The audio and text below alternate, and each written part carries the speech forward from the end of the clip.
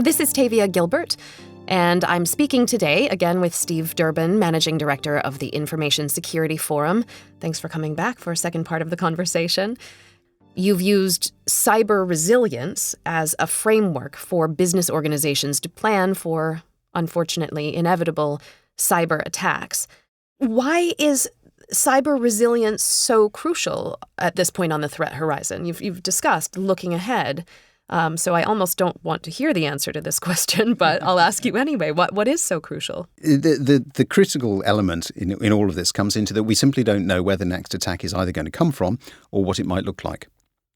What we do know is that it will probably have a very serious impact on our business. Now, if you're listening to this and you happen to be, let's say, in the financial services space, you will know that on a daily basis, you're being attacked. Your systems are being attacked very, very regularly, and most of the time, you're successfully guarding against those attacks.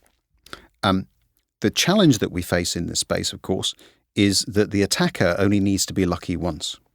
We need to constantly play a solid defensive game, and we can't afford to let them through. Attackers are becoming very much more imaginative. If we look at the way in which cybercrime in particular is developing, then it really is a global business today. Cybercriminals are very good at collaborating. They're very good at identifying areas of specialism and being able to share that within the community. What that means is that there's no shortage of skill sets available to try to break into our systems. Whereas if you think about where we are as an organization, irrespective of where you happen to be, most organizations will have a finite amount of resource. Yes, they may share information, and certainly banks are very good at that, and certainly some of the healthcare organizations are too now. But as a rule, we don't share as much as the bad guys. And so we're always playing a little bit of catch-up. We're also starting to see state-sponsored attacks coming through. Again, the overall both intellectual and technological power that can be brought to bear against an organization in this kind of environment is really one that most entities can't repel for any length of time. So without wishing to appear too pessimistic about it all... we do need to sleep at night, yes. The one thing I think we can say with certainty is that if you haven't been attacked yet, you will be. And so the best thing you can do is plan for that day. And you do that in a constructive way. You do that in a positive way. And you do that in a way that says, okay, I have to identify what is important to me as a business to keep me up and running. And I have to make sure that I've got the right resources in place. And they're rehearsing that come the day when things go wrong. Then I'll be able to respond very much more quickly. Then I'll be able to respond very much more positively. And as a result of that, my business should get back up and running much more quickly. Tell me how the growing cyber threat can be counteracted without losing the enormous benefits of trade and e-commerce. And, we live there. How can we, what do we do to keep the benefits of it? Yeah, I think that very often when we talk about, how can we protect our organizations, there is always a tendency to focus on the way that perhaps things were or how easy it would be if we were able to disconnect. The reality is that we are way past that. We now, have generations in the workplace for whom the use of an iPad or a tablet is quite natural. If we look at our universities and colleges, we're teaching people to collaborate electronically, digitally. We're teaching them to make the best use of technology. And then they come into the workplace and things are slightly different. And so the workplace is slightly behind from a cultural standpoint, which presents challenges from a security perspective as well. I think what we really need to be doing is saying, look, you can't turn the clock back. Everybody is cyber-enabled. We know that comes with a number of different risks. So let's actually look at how we can deal with those risks in a constructive way in an environment where everything is digitally interconnected, where we know, for instance, that mobile banking comes with inherent risks. Yet at the same time, we know that people are prepared to carry those risks because of the convenience associated with banking on a smartphone.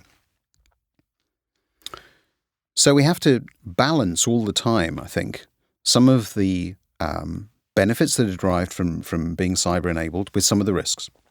And that requires us to be, I think, at all levels, going through almost a checklist in our own minds. And this applies at the individual level as well as at the corporate level. And I think that, I talk a lot about it as being a generational issue. I think that my hope is that in a couple of generations' time, some of these challenges will go away because we will just be so used to doing things quite naturally. So, one of the big issues that we all face, we've seen an increase in phishing, for instance. How many people do actually stop and think before they click? That's something that we have to get people much more used to. We know, for instance, that your guard is down if you happen to be on social media because you're interacting with people that you, in inverted commas, know. Well, the reality is, of course, you don't know them, but that's not the point. You're psychologically speaking, your security guard is lower because you believe that you're in a cozy environment. Well, cybercriminals know that. So again, we need to be adapting, I think, our behavior to the way in which we are naturally inclined to be in a social environment, but adapting that to technology by just being aware that perhaps there are things that we're doing that other people might find of interest. So, selecting different data points that could then be used for criminal purposes. So that's at the individual level. Similarly, at the corporate level, we need to be thinking through exactly those same things. So the corporate is actually no different from an individual. It's still adapting to cyber. It's going a little bit more slowly, but it's still taking measured risk in terms of the way that it is going to implement and roll out systems. And so I think it is about, at the corporate level of an organization, again, embedding this stop and think mentality that says, okay, if I've got a mobile sales force and I want them to be able to communicate effectively with their client base and with head office and colleagues and so on, how realistic is it for me to tell that mobile sales force not to use Wi-Fi in a coffee shop or in a hotel or an airport? The reality is, of course, that it isn't. So what are you going to do? You're going to stop them working? No, you're not. What we have to do in that instance is think the problem through. That says, okay, what information do they need to be accessing? How do they need to be accessing it? If it is highly secure, am I encrypting, for instance? That's one simple solution. Do I have the ability to create a virtual private network, for instance? So thinking through, I think, and trying to map the way in which we quite naturally are going to be behaving with some well-established security processes and procedures that don't slow things down, that do provide a degree of security, whilst enabling the business to continue to function, are the sorts of things that we need to be doing going forward. And that really, I think, does require us to, yes, stop and think about everything that we're doing, but to really embrace the fact that there are so many different opportunities that are presented by being active in cyberspace.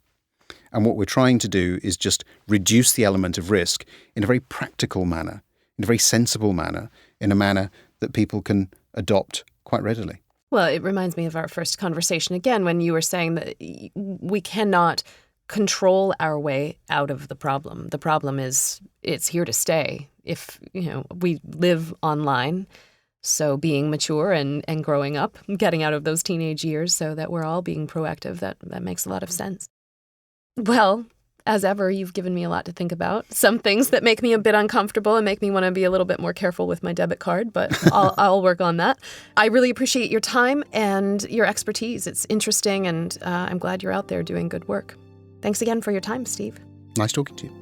For more information on how your organization can become cyber resilient and make sure you have a solid info security framework in place, please visit www.securityforum.org.